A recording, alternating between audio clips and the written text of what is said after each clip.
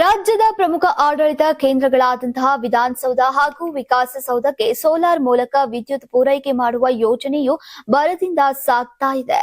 ಸೋಲ್ಕೋ ಸಂಸ್ಥೆಯ ಮೂಲಕ ಒಟ್ಟು 300 ಕಿಲೋ ವ್ಯಾಟ್ ಸಾಮರ್ಥ್ಯದ ಸೋಲಾರ್ ಗ್ರಿಡ್ ಸ್ಥಾಪನೆಯ ಕಾರ್ಯ ಅನುಷ್ಠಾನಗೊಳಿಸಲಾಗ್ತಾ ಇದೆ. ಈ ಯೋಜನೆಯ ಮೂಲಕ ವರ್ಷಕ್ಕೆ ಸುಮಾರು 4.50 ಲಕ್ಷ ಯೂನಿಟ್ ವಿದ್ಯುತ್ ಉತ್ಪಾದಿಸುವಂತಹ ಗುರಿಯನ್ನ ಹೊಂದಲಾಗಿದೆ. ವಿಧಾನಸೌಧ ಮತ್ತು ವಿಕಾಸಸೌಧ ಕಟ್ಟಡಗಳ ಮೇಲ್ಭಾಗದಲ್ಲಿಯೂ ಕೂಡ ಜೊತೆಗೆ ರಾಜಭವನದ ವಿಧಾನಸೌಧ ನಡುವಿನ ಜಾಗದಲ್ಲೂ ಒಟ್ಟು 3 ಸ್ಥಳಗಳಲ್ಲಿ ಸೋಲಾರ್ ಪ್ಯಾನೆಲ್ಗಳನ್ನ ಅಳವಡಿಸಲಾಗ್ತಾ ಇದೆ.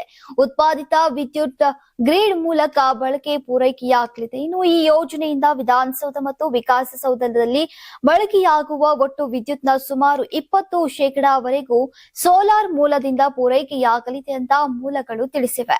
ಇನ್ನು ವಿಧಾನಸೌಧದ ಐತಿಹಾಸಿಕ ಸೌಂದರ್ಯಕ್ಕೆ ಯಾವುದೇ ಧಕ್ಕೆಯಾಗದಂತೆ ಪ್ಯಾನೆಲ್ಗಳನ್ನ ಅಳವಡಿಸಲಾಗ್ತಾ ಇತ್ತು. ಈಗ ಈ ಪ್ರಕ್ರಿಯೆ ಇನ್ನು 20 ದಿನಗಳಲ್ಲಿ ಪೂರ್ಣಗೊಳ್ಳಲಿದೆ. ನಂತರ ಬೆಸ್ಕಾಂನಿಂದ ಮೀಟರ್ ಅಳವಡಿಕೆಯಾದ ಬಳಿಕ ವಿದ್ಯುತ್ ಪೂರೈಕೆ ಆರಂಭವಾಗಲಿದೆ ಅಂತ ತಿಳಿದು ಬಂದಿದೆ. ಇನ್ನು ಯೋಜನೆ ಕುರಿತಂತೆ ಮಾತನಾಡಿದಂತಹ ಸೋಲ್ಕೋ ಇಂಡಿಯಾ ಸಹ ಸಂಸ್ಥಾಪಕ ಹರೀಶ್, ವರ್ಷಕ್ಕೆ ಸುಮಾರು 310 ರಿಂದ 320 ದಿನಗಳ ಕಾಲ ಸೋಲಾರ್ ವಿದ್ಯುತ್ ಉತ್ಪಾದನೆಯಾಗುವ ಲೆಕ್ಕಾಚಾರವನ್ನ ಹೊಂದಲಾಗಿದೆ.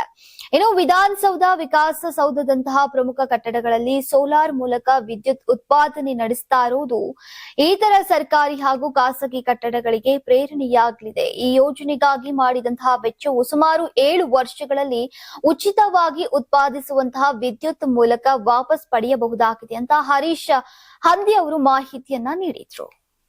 ನೀವು ಸಣ್ಣ ಆಗ್ಬೇಕಲ್ವಾ? ಅದು ಒಂದು ಉತ್ತಮ ಆಹಾರದಿಂದ ಸಣ್ಣ ಆಗ್ಬೇಕಲ್ವಾ? ಪ್ರತಿದಿನ ನಮ್ಮ ಜೀನಿ ಸ್ಲಿಮ್ ನ ಯೂಸ್ ಮಾಡಿ ಯಾವುದೇ ಸೈಡ್ ಎಫೆಕ್ಟ್ ಇಲ್ದಂಗೆ ನೀವು ಸಣ್ಣ ಆಗ್ತೀರಾ.